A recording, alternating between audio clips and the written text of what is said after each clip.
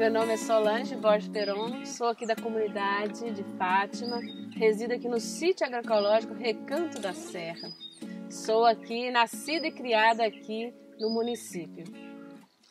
Meu nome é Nilson dos Santos Peron, né? E companheiro da Solange. E estamos aqui nesta caminhada aqui. Hoje nós estamos aqui para falar para vocês um pouquinho sobre o nosso trabalho aqui no sítio. O porquê da transformação para a agroecologia, sustentabilidade, a produção orgânica, dos produtos naturais. E a gente veio falar sobre isso, essa vontade de fazer a mudança, a vontade de construir uma vida mais saudável, alimentação saudável, estar em harmonia com a natureza. Somos agricultores agroecológicos, né? Orgânicos, hoje certificados, né? E estamos aí nessa missão aí de trabalhar e continuar firme na caminhada. Mostrar que é possível, né, viver na roça, viver bem e de forma sustentável, né? Eu sou daquele que sempre acredita. Tudo é possível, nada é impossível. E o trabalho de agroecologia é isso. Primeiro que tem as particularidades, né, de cada agricultor, de cada agricultora, né? E também de cada propriedade. Cada local é um microclima. A gente morava, né, em Carangola, que é a região mais quente, e aqui é completamente diferente. E a gente veio para cá com esse desafio, né, de continuar um pouco do que a gente já fazia lá na cidade onde a gente morava, na zona rural, né, em Carangola.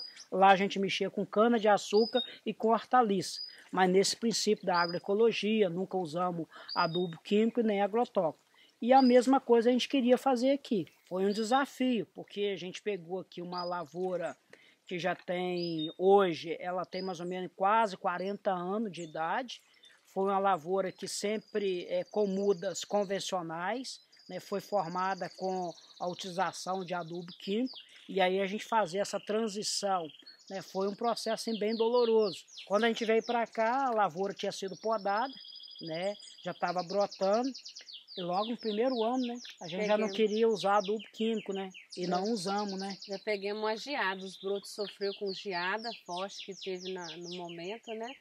A gente mudou para cá, eu me lembro, eu não esqueço dessa data, dia 22/5/2003. E isso veio agregando para nós esse conhecimento, os altos e baixos, os desafios foi surgindo a cada dia para a gente fazer essa mudança. E aí o que aconteceu? Como a gente não usou adubo químico, né? E na época a gente começou a fazer umas compostagens, não deu para a gente levar tudo para a lavoura, além desse problema do frio, né?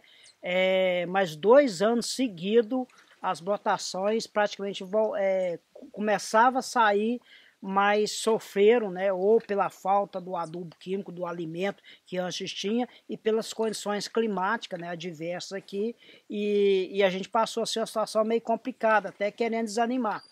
A partir do 3º ano, a gente chegou a deixar no mato, e foi isso que de uma certa forma salvou os brotos, né? Tudo grande, bonito. Tudo saudável, bonito. Aí a gente fez a primeira roçada, não tinha máquina, né, foi de foice, né, e fomos limpando os brotos. Aí, com medo de voltar a estaca zero, a gente até analisou e falou, não, vamos voltar a usar adubo químico. Só que a gente voltou a utilizar adubo químico pela metade da dose que antes era aplicada. É como se fosse desmamar uma criança, né? Então é um processo de lento aí, fazendo de pouco a pouco. E assim fomos, né? Até chegar a não usar mais nada. E nesse processo desses primeiros 3, 4 anos, a gente passou a não capinar, passou a fazer roçada, fomos deixando algumas árvores que naturalmente foram nascendo, inclusive a gente chegou a deixar até árvore demais, né? Que foi um outro problema também que a gente teve, mas tudo isso foi um aprendizado, né?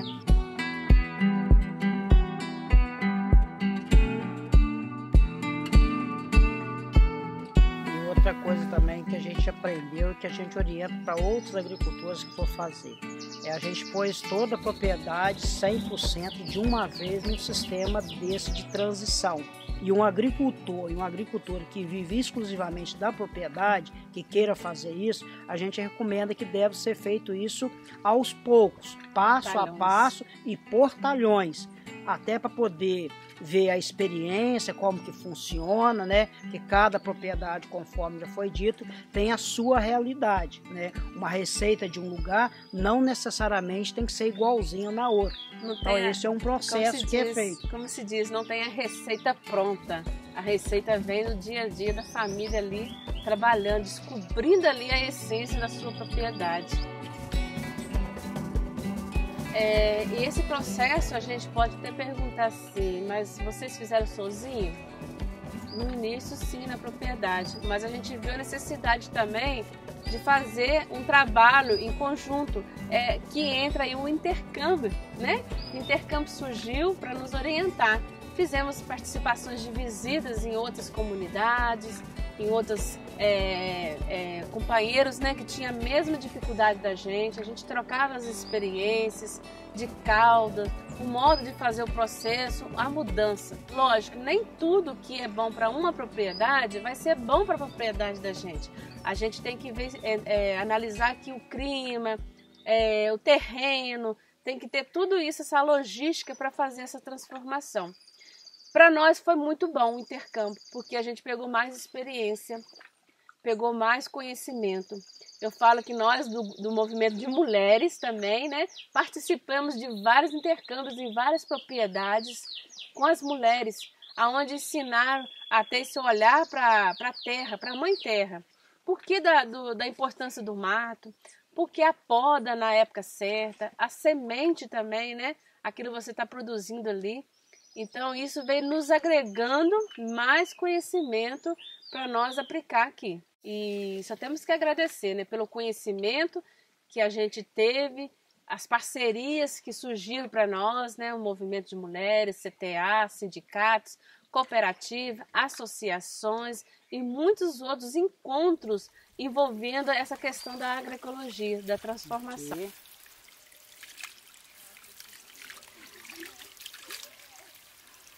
Porque sempre vai acumulando alguma sujeirazinha, né?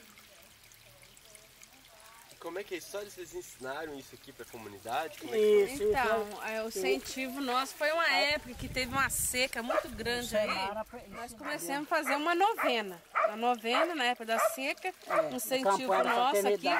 Iniciou aqui na campanha da fraternidade aqui em casa.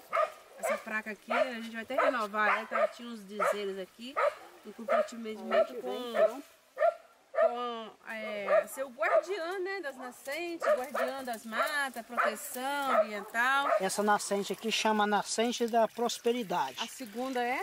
A nascente do meio, que é a nascente da solidariedade, e a terceira, que é a nossa, vai para cá, a nascente da resistência. É porque uma lá ficou com um fiozinho de água, mas resistiu e não secou, e aumentou. A do meio que serve aos vizinhos, e essa aqui é porque tem muita água aqui, em abundância. E outra coisa também que eu considero assim, que foi, vamos dizer assim, o pulo do gato, é a questão da diversidade. Não só a diversidade da produção, e mesmo dentro do próprio café, a diversidade da utilização do produto em si. Por exemplo, uma das coisas que a gente viu e a gente sentiu a necessidade, que a gente tinha que buscar qualidade. E aí a gente começou a pensar na questão dos cafés especiais. E quando a gente entrou nesse campo de trabalhar os cafés especiais, nos levou a uma necessidade de buscar mais informações, mais conhecimentos, encontros. E aí a gente passou a participar de um espaço que antes a gente não participava. E aí, com isso, a gente começou a buscar novos mercados, né? Com isso também a gente percebeu que a gente poderia também processar o nosso produto, no caso do café, fazer o pó de café. Começamos a fazer contatos com cafeteria. Fomos pela primeira vez participar da Semana Internacional do Café. E foi assim uma experiência inovadora para nós, e foi lá que começou a abrir algumas portas de alguns contatos nesse campo da comercialização do produto do café. E dentro dessa linha da diversidade, a gente começou também a trabalhar assim, plantar bananeira, tem mandioca, a gente começou a ter outros produtos que começaram a surgir no meio da própria produção, E por ser agroecológico e trabalhando essa questão do orgânico, vários consumidores e pessoas que nos conhecem começou a procurar o pó de café, banana, verdura, outros produtos. Então a gente passou a perceber que diversidade, qualidade é fundamental e é o que vai dar sustentação para quem trabalhar nessa linha aí de ser orgânico, agroecológico. A gente fica feliz em saber que não existe só nós, agricultores, poucos agricultores na agroecologia, mas que estão abrangindo, né? Abrangindo para todos os locais. Estão nos procurando sempre professores, né, para trazer alunos aqui na propriedade, para conhecer o processo, o que é agroecologia, por que agroecologia. Então a gente faz palestras aqui na propriedade, onde agregamos estudantes de várias regiões, né, que vêm aqui conhecer. E uma das fontes que nós também usamos aqui, né, Nilson, não podemos esquecer dos produtos que a gente faz da propriedade, né?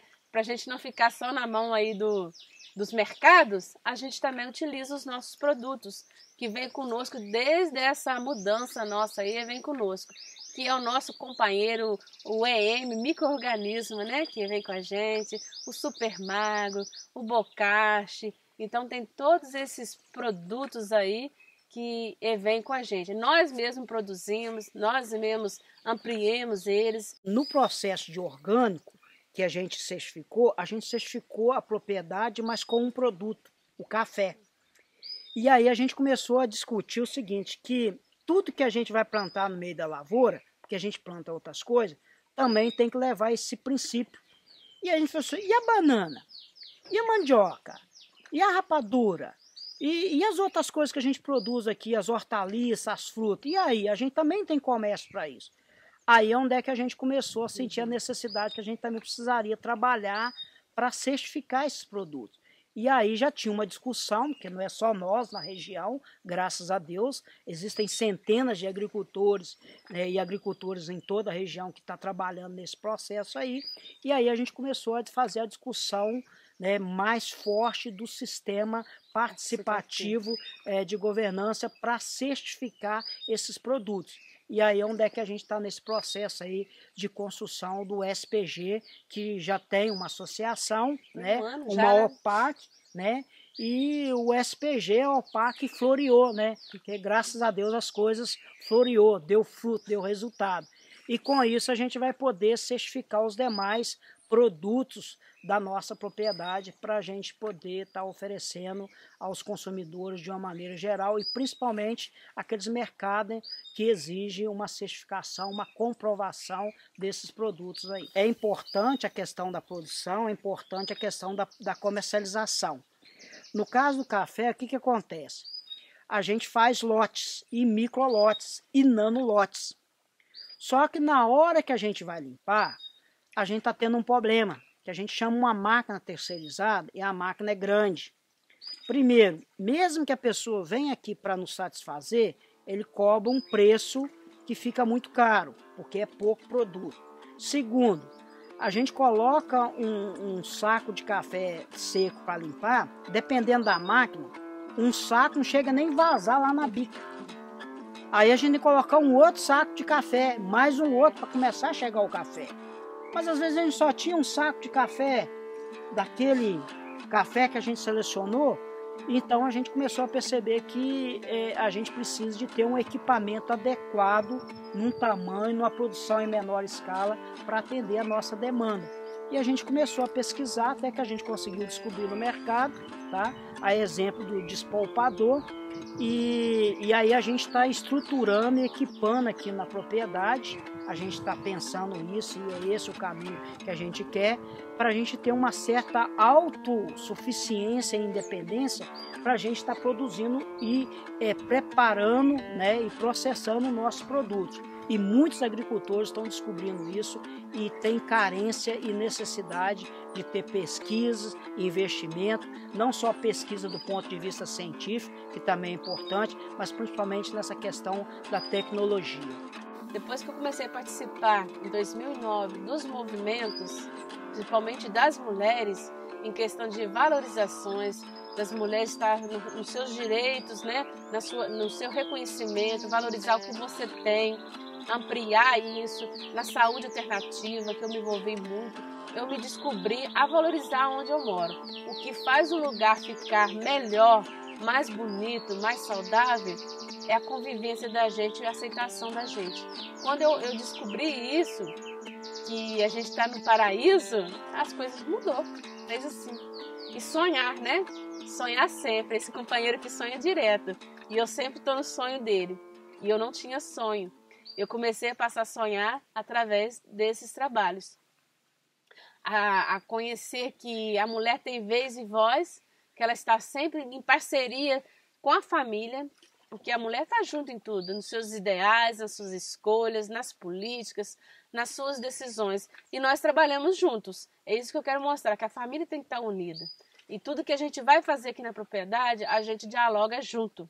Eu estou muito feliz, tá, por saber que tudo que a gente precisa, tudo que eu acredito, hoje está aqui nessa propriedade aqui.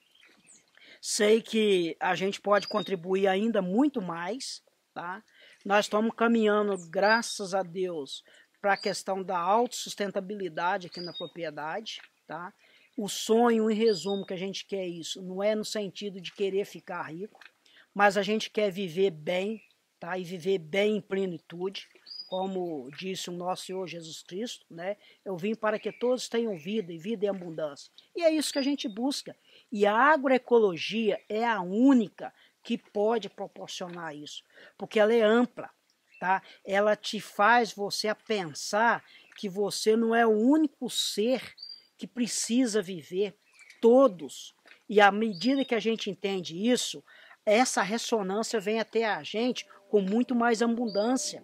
E os agricultores que estão participando estão entendendo isso, estão melhorando de vida dos mais diversos segmentos, desde o ponto de vista econômico e do ponto de vista da saúde e do ponto de vista da vivência, porque está tudo ligado, uma coisa puxa a outra.